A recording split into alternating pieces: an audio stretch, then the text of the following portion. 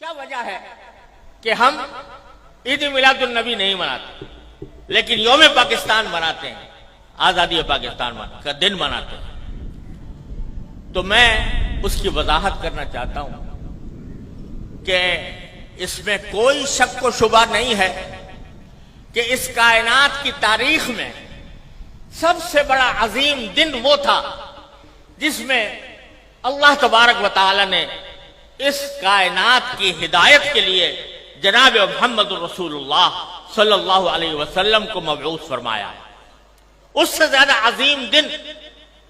انسانی تاریخ میں کوئی اور نہیں جس میں آپ تشریف لائے، لیکن آپ ہی کی تعلیمات اور آپ ہی کی سنت اور آپ کے جانثار صحابہ کرام کی سنت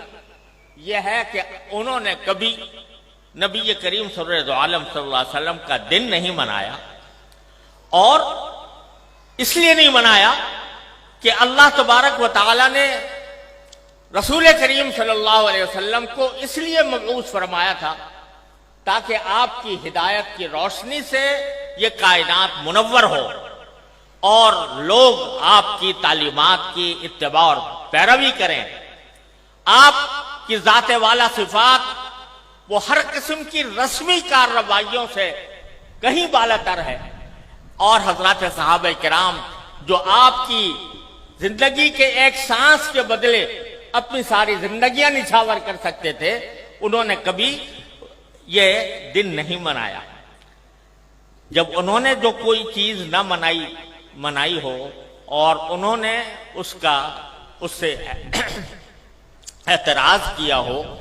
اور اس کے بجائے ساری زندگی اتباع سنت کی کوشش کی ہو، اس کو اگر ہم منانا شروع کریں تو دین کے اندر ایک اضافہ ہوگا، دین کے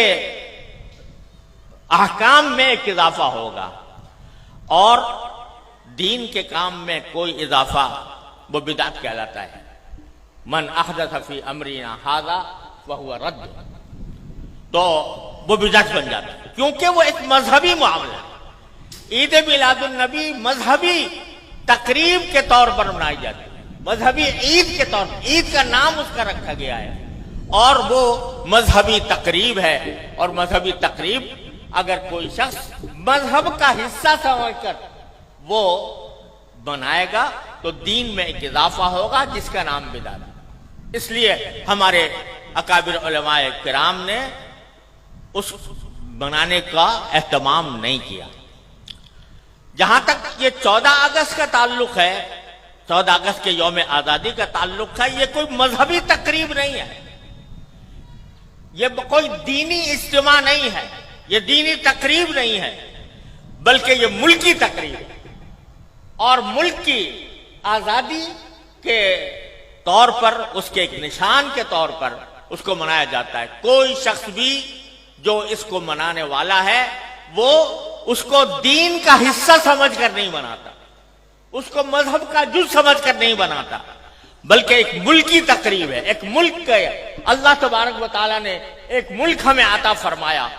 اور ایسا ملک عطا فرمایا جس کی تفصیل مولانا عزیز الرحمان صاحب نے بیان کی ہے، تو وہ ہم ایک ملک کی تقریب کے طور پر بناتے ہیں۔ بدعت اس وقت بنتی ہے کوئی چیز جو شریعت میں نہ ہو اور شریعت کا حصہ اس کو بنا دیا جائے، لیکن یہ کوئی شریعت کا حصہ نہیں، یہ کوئی دین کا کوئی دینی تقریب نہیں، دینی عید نہیں، دینی مذہب نہیں، دین کا کوئی مذہبی حصہ نہیں، لہذا یہ ایک ملکی تقریب ہے۔ اور یہ ایسا ہے جیسے کہ اگر کوئی شخص اپنے گھر کے اندر کسی اپنے گھر کی تعمیر ہوئی اور اس تعمیر کے اوپر کوئی اجتماع کرے، کوئی دعوت کرے، تو یہ کوئی مذہب کی تقریب نہیں ہے، کوئی دین کی تقریب نہیں ہے۔ اسی طریقے سے ہم یوم آزادی پاکستان کا اس لیے مناتے ہیں کہ اللہ تبارک و تعالیٰ نے اپنے فضل و کرم سے یہ نعمت ہمیں عطا فرمائی تھی، اور ملکی تقریب کے طور پر اس کو منایا جاتا ہے۔